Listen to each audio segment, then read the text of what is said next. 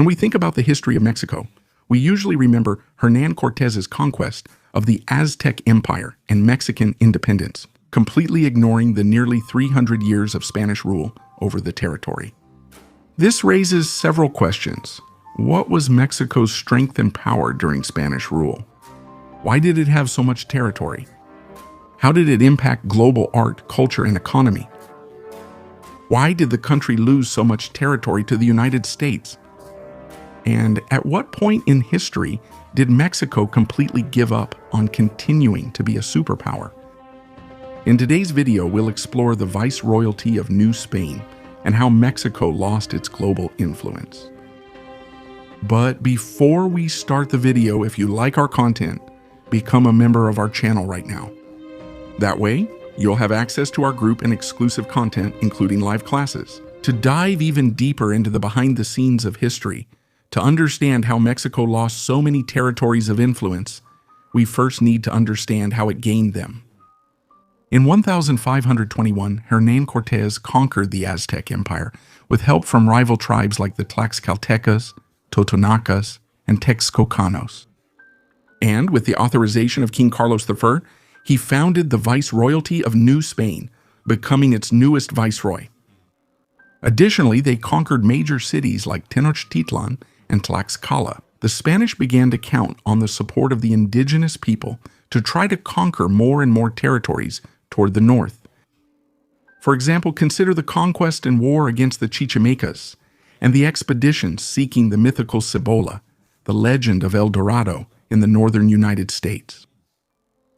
However, no matter how many legends arose about these mythical lands and how many expeditions the Spanish made to explore those possessions, many of them were inhospitable lands with a strong indigenous presence and difficult for the explorers to maintain.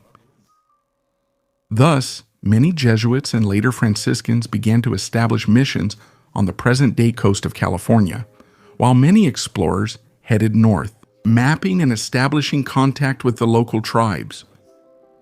And so, cities emerged that still carry Spanish names today, such as the city of Sacramento, San Francisco, San Diego, or Nuestra Señora de Los Angeles. But the Spanish wouldn't limit themselves to just this region. In fact, at their greatest territorial extent, the Spanish even reached the coasts of Alaska. And this can still be seen today in the names of American states. Nevada refers to snow-covered mountains, as does Montana in the north. It's just mountain in Spanish, or the red-colored river named the Colorado River by the Spanish when they found it. And beyond this northern expansion, the Spanish also controlled the Acapulco-Manila route, receiving from China and the Philippines various highly valuable items at the ports of Acapulco. It's no wonder that the Philippines were the Spanish protectorate, belonging to the Viceroy of New Spain, and this viceroyalty. In the 18th century, it thrived as one of the richest territories in the world, controlling the Philippines, almost all of North America, and boasting a truly European court. The new Spanish Baroque emerged with painters like Miguel Cabrera, Cristobal de Villalpando, and Juan Correa, and in music with composers like Manuel de Sumaya and Juan Gutierrez Padilla. New Spain enjoys more opulence and splendor than many European courts, with both painters and composers born in Mexico and those from Europe. And we can see this when the composer Gaspar Fernandez composed a Renaissance polyphonic chant called Elegy Yum, just for the entrance of the Viceroy at the Oaxaca Cathedral in Mexico. Spanish America by that time was filled with universities built by the Crown and religious orders, even offering doctoral degrees. Interestingly, the Viceroy of New Spain had a unique relationship with the 13 American colonies. Spanish Florida received many black refugees in St. Augustine who were fleeing slavery in the 13 colonies, especially from the British Carolinas and New Spanish territory. As long as they converted to Catholicism, these escaped black people could be free and marry whomever they wished. Unlike English America, which banned interracial marriages, Spanish America commonly allowed mixing, with indigenous black and white people marrying each other from the start of the occupation. And the currency of the viceroyalty, the Spanish dollar minted in New Spain, was used practically all over the world. It became a global standard for accepting international transactions, from the 13 colonies to China. And another surprising point about Mexico was the level of development it achieved during the viceroyalty of New Spain. In his work Political Essays on the Kingdom of New Spain, the Prussian naturalist Alexander von Humboldt criticizes the Bourbon policies of concentrating power in the hands of the Peninsulares. At the same time, he praises the quality of life of many new Spanish classes, referring to Mexico City as having a quality of life superior to that of many cities in the old continent. And this is corroborated in another of his works, Journey to the Equinoctial Regions, where Humboldt highlights the natural hospitality of the Hispanic peoples, who were able to welcome any European traveler like him without worrying about their past. This was due to the high level of criminal safety and also food security that existed in that region. And the Viceroyalty of New Spain also acted as an important support center for Spanish navigation in the Caribbean and the Pacific, defending itself and helping to fight the pirates that appeared in the seas. But the Mexican disaster, interestingly, began right after its independence. Mexico, after becoming independent, tried to be a monarchy, with General Agustín de Iturbide crowned emperor. However, republicanism grew in Mexico, especially given the republican ideal that anyone could become president. Thus, Agustín ends up in a short time being executed by firing squad by the revolutionaries. And, along with the growing instability in Mexico, Central America proclaims its independence, causing Mexico to lose the territories corresponding to Costa Rica, Nicaragua, El Salvador, and Honduras. And, to make matters worse, the country goes through enormous internal instability. Just to give you an idea, Republican Mexico changed presidents more than 36 times in just over 40 years of independence. Antonio López de Santa Anna served as president 11 times. And the Mexican government, fearing Spanish reprisals and knowing that the region of Texas was largely unpopulated, ended up allowing the Americans, led by Stephen Austin, to occupy the region as long as they converted to Catholicism and learned Spanish. However, over time, more than 1,000 American families had settled in Texan territory, almost all of them promoting cotton farming and bringing their slaves from the United States. And unlike the United States and Mexico, slavery had long been illegal.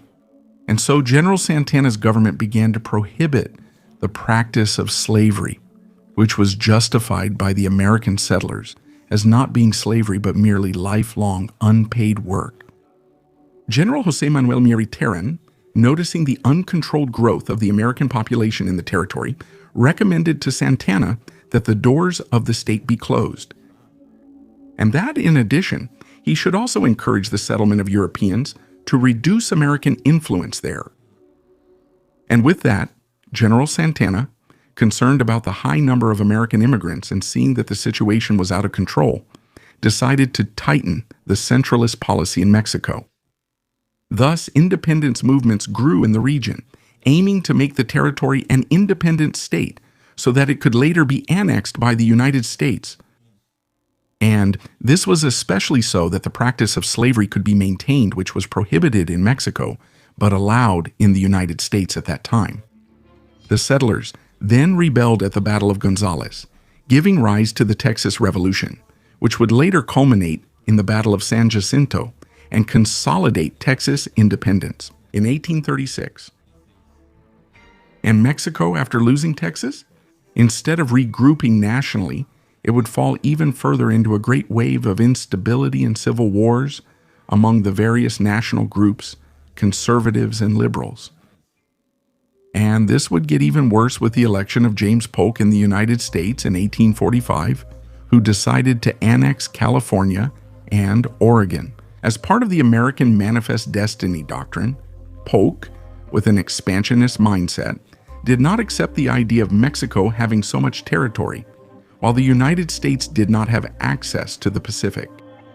And so, the Americans try to buy California from the Mexicans, and when they can't, they go to war against a fragmented, disorganized Mexico, devastated by civil wars and local party disputes.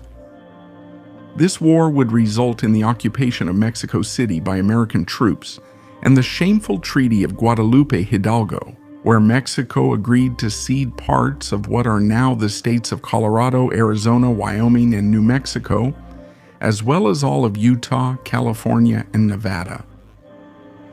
This situation worsens with the Gadsden Purchase, when the Mexican government, led by Santana, agrees to transfer a large area of Mexican territory to the United States because of the construction of a railroad by the Americans.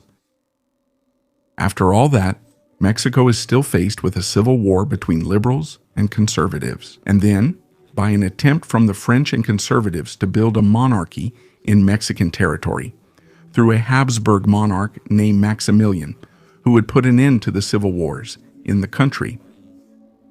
But the emperor, whom we've already talked about here on the channel, also ends up being executed by firing squad after trying to reconcile the liberals and conservatives.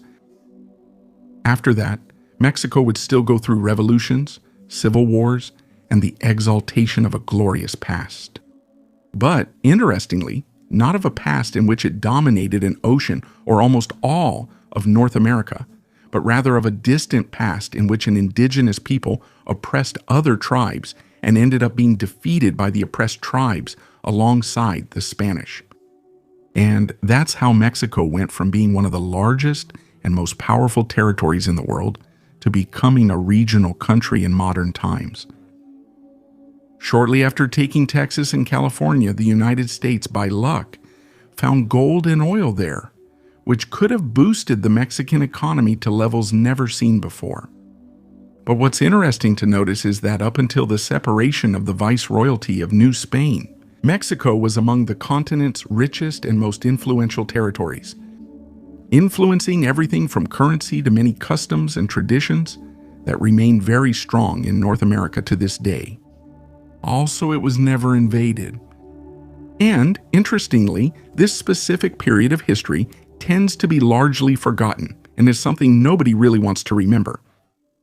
Throughout Mexico's history, the exaltation of symbols spans from the conquest to independence, completely ignoring the 300 years when its territorial extension surpassed that of many empires, and its economic influence set international monetary standards. Mexico, thus, in a paradoxical way, manages to be the country that joyfully celebrates with civic holidays the moments in its history that made it regress, from a political, economic, and cultural power to the state of affairs in which it currently finds itself. And did you know about these facts? What surprised you the most? So, go ahead and leave your comment right now to support our work and take the opportunity to become a member of the channel right now. That way, you'll be able to dive deeper and get to know the impressive and fascinating Iberian history even more.